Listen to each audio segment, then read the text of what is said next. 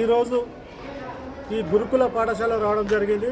Corporator గారు కానీ, వెంకరెడ్డి గారు కానీ, అదేవిధంగా నా వెంబడున్న మా సోదరులంతా కలిసి రావడం జరిగింది. కానీ ఇక్కడ నిజంగా రాష్ట్ర వ్యాప్తంగా మనం మీడియాలో చూసినంత, పేపర్లో చూసిన దానికంటే చాలా పెద్ద ఎత్తున ఘోరం జరుగుతుంది. ఒక్కసారి నిజంగా కూడా ఈ ప్రాంతం రంగారెడ్డి జిల్లా కలెక్టర్ గారికి నేను వినవించుకోవడం ఏంటంటే, అయ్యా మీరు ఒకసారి సందర్శించండి. నిజంగా కూడా ఇప్పుడు ప్రిన్సిపాల్ గారు చెప్పడం ఏంటంటే, మేము గతంలో కలెక్టర్కి చెప్పినాం, మా సెక్రటరీ గారికి చెప్పినాం, ఇక్కడ ఉన్న కమిషనర్ గారు చెప్పినాం, ఎవరు పట్టించుకోవట్లేదు సార్ అని చెప్తారు. పిల్లలు బయటకు వచ్చి, నిజంగా పిల్లలు బయటకు వచ్చి బాధ ఏ విధంగా ఉందంటే, ఎలుకలు కొరుకుతున్నాయి, పిల్లలని కుక్కలు వస్తున్నాయి. ఆ విధంగా చెప్తుంటే పిల్లలు నిజంగా బాధేస్తుంది. నిజంగా మన కన్న పిల్లలు ఇదే విధంగా చూసుకోవడం ఒకసారి ఆలోచించండి. రైసు మనం చూసినాం, వెళ్ళాక మీకు వీడియోలో పంపిస్తాను. మొత్తం అక్కడ కుప్పలు వేసి రైసు కూర అంతొకతన కలిపేస్తే జ్వరాలు రాకపోతే ఏం చేస్తుంది.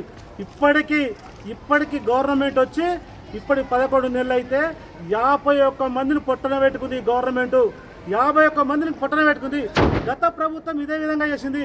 గతంలో కూడా మన దగ్గర ఉన్న విద్యాశాఖ మంత్రులు కూడా మన బతుకులు బాగుపడలేని మనం చూస్తే, ఈ రోజు కూడా ఈ గవర్నమెంట్ వచ్చినాక కూడా 51 మందిని పొట్టన పెట్టుకుందంటే ఏ విధంగా ఉందో ఒకసారి ఆలోచించండి. నిజంగా కూడా కలెక్టర్ గారిని మనవి చేసుకోవడం నేను సూటి చెప్తున్నా, అయ్యా మీరు రండి, సందర్శించండి. ఇక్కడ ఉన్న పిల్లల బాధ ఏందో చూడండి. పిల్లల బాత్రూంలో లేక బట్టలు కట్టుకొని బాత్రూంలో ఉంటారు. ప్రిన్సిపాల్ గారు చెప్తారు, అయ్యా నాయన మాకు వాళ్ళకు డబ్బులు ఇవ్వట్లేదు.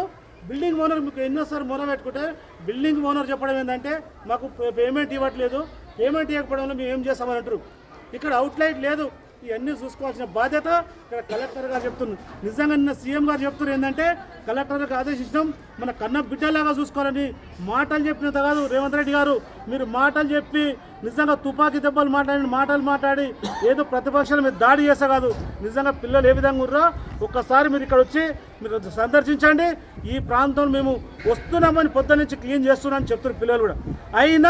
అయినా ఇక్కడ మురికి ఉంది, ఇక్కడ బాత్రూంలో బాగలేవు, నైట్ చలికి వంకుతురు పిల్లలు. ఏ విధంగా ఉందో ఒకసారి సందర్శించండి. ఒక్కసారి నిజంగా కూడా ఈ పిల్లల బాధ పట్టించుకోవడానికి కలెక్టర్ గారికి మొరవ పెట్టుకోవడం జరుగుతుంది.